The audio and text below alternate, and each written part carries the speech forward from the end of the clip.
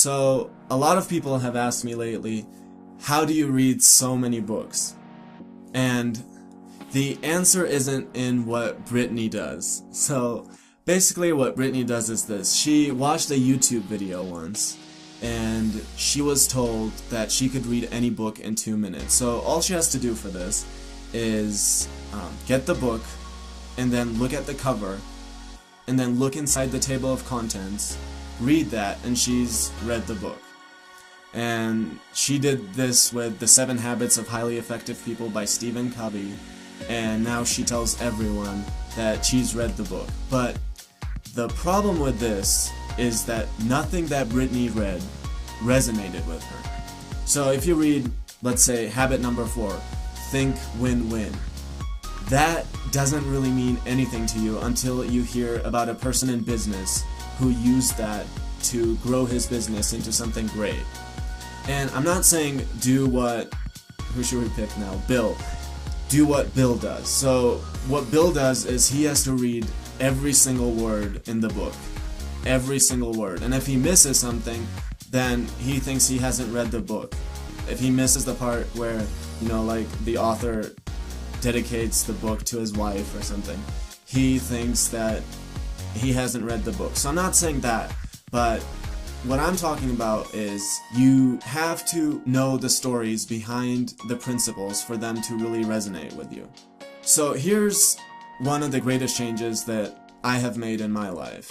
And usually all the changes that I make are really strategic. They come from strategy, but this is sort of tactics, like a really pragmatic tip for what you can do. So basically I looked at my life and I realized, well, I always have, every day I have an hour of mundane stuff. So that can be when you wake up and you get ready for work, or driving to work, or your lunch break, or when you take a bath. And basically I realized there was an opportunity for me to use that time to develop myself. So here's how it would work with some of my friends. So a lot of my friends drive 30 minutes to work and 30 minutes back. So what you can do is pick a book, and let's again pick The 7 Habits of Highly Effective People by Stephen Covey, and that will be a book that's about 10 hours, let's say. So what you do is you put it at 2x the speed, which is pretty much double the tempo. So that gives you 5 hours of listening time. And I've listened to so many books like that, it's not too fast. So you listen to that, and the total listening time is 5 hours. So what that person can do is listen to it on the way to work and on the way back, and he's listened to an hour in 1 day. So in 5 days, he will have finished the entire book. And there's always that one person that's going to be, well, I don't have a 30-minute drive.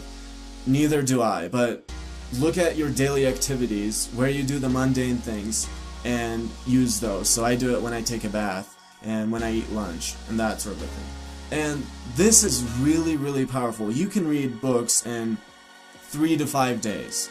And instead of being on your way to work and thinking about how your boss is going to be an asshole yet again, you can be doing that.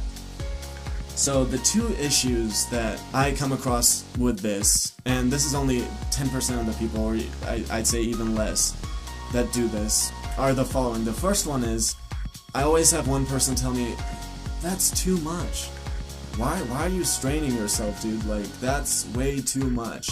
And they say something like, I read a couple of books every year and I'm fine with that. And that's okay, I'm not going to criticize that. But that's what I do when I play tennis, for example. So I play tennis a couple of times a month. But I would never go up to a professional tennis player who's passionate about what he does and tell him, dude, why are you straining yourself? Just relax. You don't have to practice that much. It's the exact same thing. And reading is something that I'm most passionate about because it has really transformed my life. With every book that I read, I become happier. I become financially stronger, physically stronger, emotionally stronger.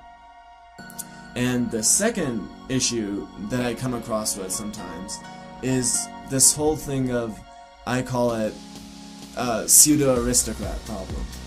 basically a person that read a bunch of Mark Twain back in the day or whatever. And he tells you, you know, if you don't read a book, then it doesn't count.